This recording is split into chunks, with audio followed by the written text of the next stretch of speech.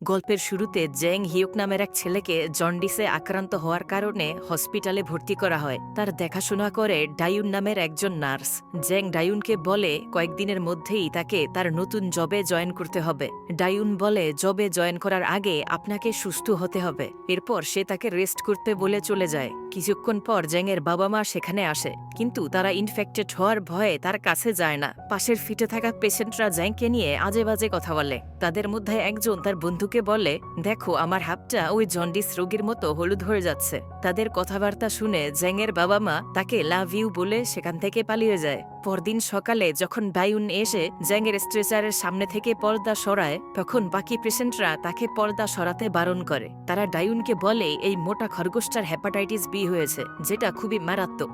এ আমাদেরকেও ইনফেক্টেড করে ফেলবে। তখন ডায়ুন বলে হেপাটাইটিস বি রোগটা ছড়ায় না, এই নিয়ে তোমরা গাধারা মোটেও ভয় পেও না। এরপর ডায়ুন জ্যাংয়ের ফিভার চেক করে এবং তার স্যালাইনে কিস করে তাকে অল দ্য বেস্ট বলে চলে যায়। রাতে জ্যাং কিছুটা সুস্থ বোধ করে, তাই সে স্যালাইন নিয়ে হসপিটালের ভেতরে হাঁটতে বেরোয়, যেখানে সে ডায়ুনকে স্মোক করতে দেখে এবং ডায়ুনের আঙুলের রিং দেখে সে স্যাড হয়ে যায়।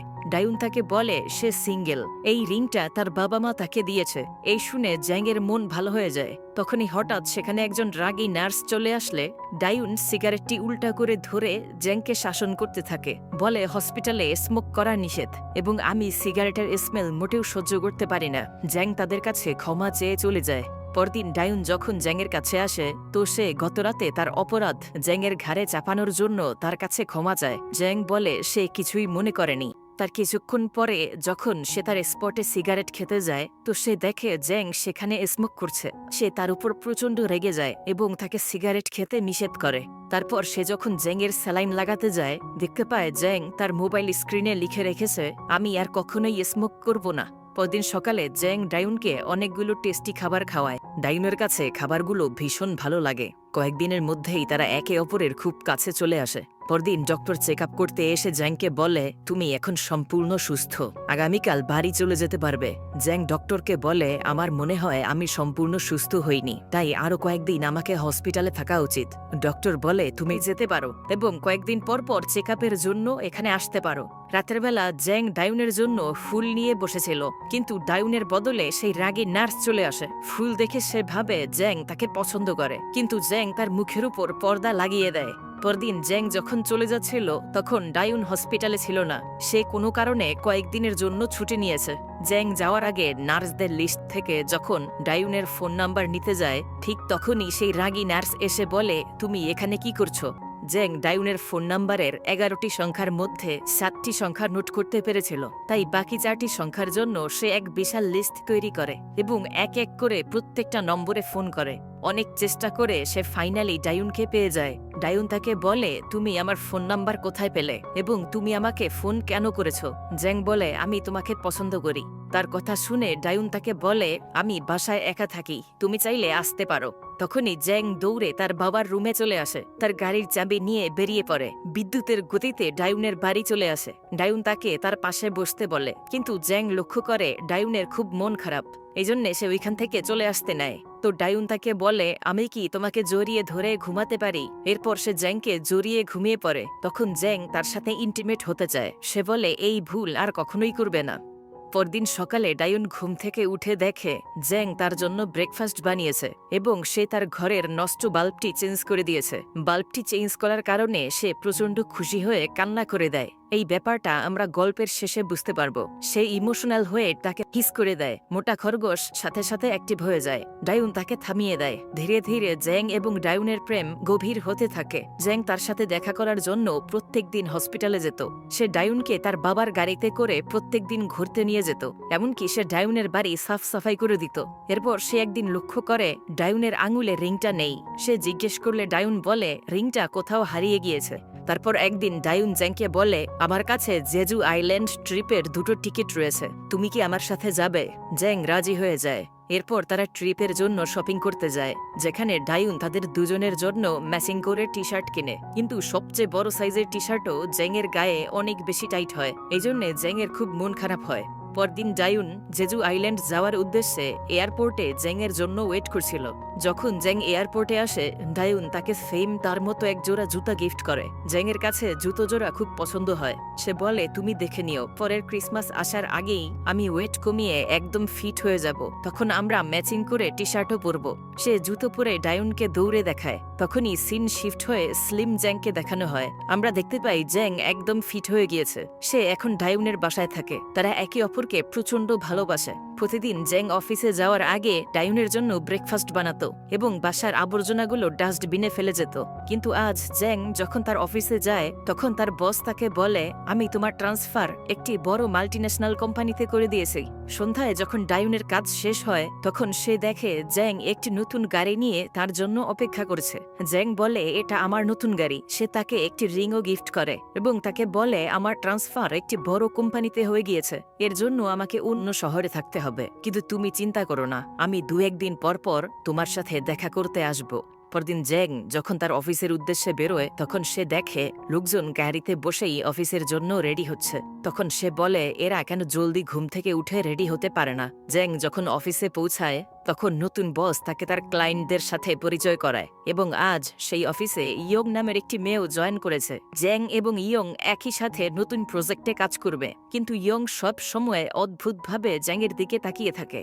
জ্যাং সবাইকে ইমপ্রেস করার জন্য নিজের টাকায় কফি কিনে আনে, কিন্তু ইয়ং কফিগুলো নিয়ে সবাইকে বিলিয়ে দেয়। সবাই ভাবে কফিগুলো ইয়ং কিনে এনেছে। এতে জ্যাং তার উপর আরো বেশি রেগে যায়। রাতে যখন সে ডায়ুনের কাছে ফিরে আসে, তখন সে প্রচন্ড টায়ার্ড হয়ে শুয়ে পড়ে। ডায়ুন বলে, ক্রিসমাসের ছুটিতে জেজু আইল্যান্ড যাওয়ার জন্য আমাদের উচিত এখনই টিকিট বুক করে রাখা। জ্যাং বলে, তোমার যা ইচ্ছা করো, আমি এখন ঘুমাবো।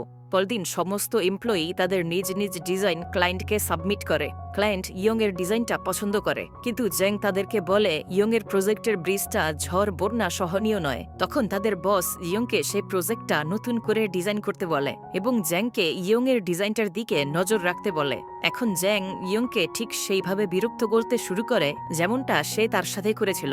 ইয়ং যত কয়টা ডিজাইন তৈরি করে, জ্যাং প্রত্যেকটা ডিজাইন রিজেক্ট করে দেয়। কয়েকদিনের মধ্যেই তাকে প্রজেক্ট কমপ্লিট করে জমা দিতে হবে, এজন্য সে রাতভর অফিসে থেকে কাজ করে। ওইদিকে জ্যাং কাজ শেষ করে বাড়ি ফিরতেই ঘুমিয়ে পড়ে। পরদিন যখন সে অফিসের জন্য বের হয়, তখন ডায়ুন তাকে ফোন করে বলে, প্রত্যেক দিন তোমাকে এতটা পথ পাড়ি দিয়ে আসতে হবে না, আমরা সপ্তাহে একবার দেখা করব। জ্যাং অফিসে এসে দেখে গতরাতে ইয়ং বাসায় যায়নি। সে রাতভর অফিসে বসে কাজ করেছে, এর ফলে তার অবস্থা পুরো খারাপ হয়ে গিয়েছে। সে শুধু খেয়েছে আর কাজ করেছে। খাবারের জিনিসপত্রগুলো সে ডেস্কের উপর ফেলে রেখেছিল। সেই দিন রাতের বেলাও ইয়ং অফিসে বসে কাজ করছিল। তার অবস্থা দেখে জ্যাংয়ের প্রচন্ড রাগ হয়। সে বলে, হয় খেয়ে নাও অথবা কাজ করো। তখন ইয়ং কান্না করে দেয়, বলে, এ সবকিছু তোমার জন্যই হয়েছে। তারপর জ্যাং তার ব্রিজের ডিজাইনটা উল্টো করে দেয় এবং তাকে বোঝায় ব্রিজের ডিজাইনটা এইভাবে করলে তা কার্যকর হবে। পরদিন ইয়ং এর সেই ডিজাইনটা একসেপ্ট হয়ে যায়। সবাই ইয়ং এবং জ্যাংয়ের এই প্রজেক্টকে খুব অ্যাপ্রিসিয়েট করে। এরপর থেকে ইয়ং এবং জ্যাংয়ের মধ্যে বন্ধুত্ব হয়ে যায়। ইয়ং তাকে ডিনারের জন্য নিয়ে যায়। তারা যখন ডিনার করছিল, তখন জ্যাংকে ডায়ুন ফোন করে জিজ্ঞেস করে, তুমি বাড়ি ফিরবে কবে? তোমার সাথে আমার কিছু গুরুত্বপূর্ণ কথা আছে। জ্যাং বলে, বাড়ি ফিরতে কয়েকদিন লেট হবে, কারণ এখনো কিছু কাজ বাকি আছে। জ্যাং আরো বলে, আমি এখন আমার বসের সাথে আছি, তাই তোমার সাথে পরে কথা বলবো। এই বলে সে ডায়ুনকে ইগনোর করে। তার কয়েকদিন পর যখন জ্যাং বাড়ি ফিরে, তখন ডায়ুন তাকে ঘরের আবর্জনাগুলো ডাস্টবিনে ফেলে আসতে বলে। জ্যাং বলে, আমি প্রচন্ড টায়ার্ড হয়ে আছি, আর এইগুলো তুমিও ফেলে আসতে পারতে। তখন ডায়ুন বলে, আমিও 8 ঘন্টা কাজ করে এসেছি। কয়েকদিন যাবৎ আমি মোটেও সুস্থ বোধ করছি না। আমার মনে হয় আমি প্রেগনেন্ট, কিন্তু তুমি গত কয়েকদিন যাবৎ আমার কোনো খোঁজ খবর নাওনি। জ্যাং তাকে জিজ্ঞেস করে, তুমি কি ডক্টর দেখিয়েছো? সে বলে, ডক্টর দেখানোর সময় পাইনি। পরদিন যখন জ্যাং অফিসে কাজ করছিল, তখন ডায়ুন ফোন করে বলে, আমি ডক্টরের কাছে গিয়েছিলাম, বলেছে আমি 1 মাসের প্রেগনেন্ট। এজন্য পরদিন জ্যাং ছুটি নিয়ে ডায়ুনের অ্যাবর্শন করানোর জন্য তার সাথে হসপিটালে যায়। সেখানে ডায়ুন লক্ষ্য করে জ্যাং খুব অস্বস্তি ফিল করছে, এজন্য সে জ্যাংকে বাহিরে গিয়ে অপেক্ষা করতে বলে। সে বলে, আমি একজন নার্স, তাই বিষয়টা আমি একাই হ্যান্ডেল করতে পারবো। এরপর জ্যাং বাহিরে চলে আসে। সে অ্যাবর্শন করিয়ে যখন ফিরে আসে, তখন জ্যাং তাকে জড়িয়ে ধরে এবং তাকে নিয়ে বাড়ি ফিরে আসে। এরপর জ্যাংয়ের কোম্পানি থেকে ফোন আসে। জ্যাং বলে সে আজ অফিস যেতে পারবে না, কিন্তু ডায়ুন বুঝতে পারে সে আসলে অফিসে যেতে চায়। তাই তাই ডায়ুন তাকে বলে, আমাকে নিয়ে টেনশন করো না, তোমার অফিসে যাওয়া উচিত। এই শুনে জ্যাং রেডি হয়ে অফিসের উদ্দেশ্যে বেরিয়ে পড়ে। সবকিছু মিলিয়ে ডায়ুন বুঝতে পারে জ্যাং এখন আর তাকে ভালোবাসে না। এরপর থেকে জ্যাং প্রতিদিন অফিস শেষে ডায়ুনের সাথে দেখা করার জন্য চলে আসতো, কিন্তু প্রতিদিন এত জার্নি করার কারণে না সে ঠিকভাবে কাজে ফোকাস করতে পারতো, না পারতো ডায়ুনকে ঠিকভাবে সময় দিতে। সে বাড়ি ফিরেই ঘুমিয়ে পড়তো এবং অফিসেও সে খুব টায়ার্ড হয়ে থাকতো। এখন জ্যাংও তাদের মতো হয়ে গিয়েছে, যারা গাড়িতে বসেই অফিসের জন্য রেডি হতো।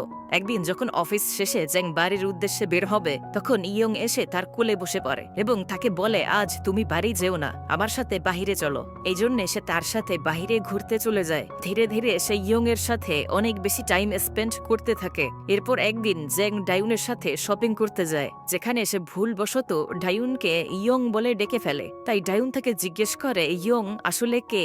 ইয়ং হচ্ছে আমার কলিগ, এর বেশি কিছু নয়। ডায়ুন বলে, আমাকে বোকা ভেবো না, আমি সবকিছু বুঝতে পেরেছি। এই নিয়ে তাদের দুজনের মধ্যে ঝগড়া হয়ে যায়। জ্যাং তাকে বাড়ির সামনে নামিয়ে দিয়ে চলে যায়। পরদিন জ্যাং মন খারাপ করে অফিসে বসেছিল। বিষয়টা ইয়ং লক্ষ্য করে এবং জিজ্ঞেস করে কি হয়েছে। তখন জ্যাং তাকে কিস করে। এরপর থেকে জ্যাং ইয়ং এর সাথেই থাকে। ডায়ুনের সাথে সে সব ধরনের যোগাযোগ বন্ধ করে দেয়। একদিন ডায়ুন মেসেজ করে জিজ্ঞেস করে, জেজু আইল্যান্ড যাওয়ার টিকিটটা ক্যান্সেল করে দিব। জ্যাং বলে, তুমি অন্য কারোর সাথে চলে যাও। রাতে তার কোম্পানির বস তাদের প্রজেক্ট কমপ্লিট হওয়ার খুশিতে সবাইকে পার্টি দেয়। ইয়ং তাকে বলে, কিছুদিনের মধ্যেই আমি উচ্চশিক্ষার জন্য অন্য দেশে চলে যাব। এই বলে সে ওয়াশরুমে যায়। তখন জ্যাং সোশ্যাল মিডিয়ায় ঢুকে দেখতে পায় ডায়ুন ক্রিসমাসের ছুটিতে জেজু আইল্যান্ড যাওয়ার স্ট্যাটাস দিয়েছে। জ্যাং ভাবে ডায়ুন নিশ্চয়ই তার অপেক্ষায় এয়ারপোর্টে বসে রয়েছে। তাই সে দৌড়ে অফিসে চলে আসে ডায়ুনের দেয়া রিংটা নেয়ার জন্য, যেটা সে তার ডেস্কে ফেলে রেখেছিল। রিংটা নিয়ে সে জলদি এয়ারপোর্টে চলে আসে। এয়ারপোর্টে সে ডায়ুনকে দেখে তার দিকে দৌড়ে এগিয়ে যায়, কিন্তু হঠাৎ কার সাথে তার ধাক্কা লেগে যায়। যার সাথে তার ধাক্কা লাগে সে ছিল মোটা জ্যাং। ডায়ুন সেখানে এসে স্লিম জ্যাংকে ছেড়ে মোটা জ্যাংকে তুলে। সেখানে দুটো জ্যাং ছিল, তাদের দুজনের নামই ছিল জ্যাং, অর্থাৎ তারা দুজন আলাদা মানুষ। স্লিম জ্যাংয়ের সাথে ডায়ুনের পরিচয় হয় 1 বছর 7 মাস আগে, যখন তার পা ভেঙে যাওয়ার কারণে সে হসপিটালে ভর্তি হয়েছিল। এরপর তারা দুজন রিলেশনশিপে যায় এবং ক্রিসমাসের ছুটিতে তারা জেজু আইল্যান্ড যাওয়ার প্ল্যান করে। কিন্তু নতুন কোম্পানিতে যাওয়ার পরে স্লিম জ্যাং এবং ডায়ুনের দূরত্ব বেড়ে যায়। ধীরে ধীরে সে ইয়ং এর প্রেমে পড়ে যায় এবং ডায়ুনকে ইগনোর করে। ঠিক সেই সময়, অর্থাৎ গত 3 মাস আগে মোটা জ্যাং এর সাথে ডায়ুনের পরিচয় হয়। সে জন্ডিসের কারণে হসপিটালে ভর্তি হয়েছিল। তখন স্লিম জ্যাংকে নিয়ে ডায়ুন খুব ডিপ্রেশনে ছিল। এই জন্য সে স্মোক করত এবং এক পর্যায়ে ডায়ুন মোটা জ্যাং এর ইনোসেন্স এবং টেক কেয়ারের প্রেমে পড়ে যায়। এই জন্য মোটা জ্যাং প্রথমে ডায়ুনের আঙুলের রিংটা দেখলেও পরবর্তীতে ডায়ুন স্লিম জ্যাং এর সেই রিংটা খুলে রাখে। এরপর সে মোটা জ্যাং এর সাথে জেজু আইল্যান্ড যাওয়ার জন্য প্ল্যান করে এবং এয়ারপোর্টে এসে ডায়ুন স্লিম জ্যাংকে দেখতে পারে, কিন্তু সে স্লিম জ্যাংকে ইগনোর করে মোটা জ্যাং এর সাথে চলে যায়। এই দেখে স্লিম জ্যাং দৌড়ে ইয়ং এর কাছে চলে আসে। তাকে বলে, তুমি আমাকে ছেড়ে যেও না। এই বলে সে তাকে প্রপোজ করে এবং ডায়ুনের রিংটা তাকে পরাতে নেয়, কিন্তু ইয়ং তাকে মানা করে দেয়। এতে সে প্রচন্ড দুঃখ কষ্টে ড্রিঙ্কস করতে শুরু করে। গল্পটি এইখানেই শেষ হয়ে যায়। ভিডিওটি ভালো লেগে থাকলে লাইক ও শেয়ার করতে ভুলো না, আর একদম নতুন হয়ে থাকলে প্লিজ সাবস্ক্রাইবটা করে দিও। সবাই ভালো থাকো, সুস্থ থাকো, ধন্যবাদ।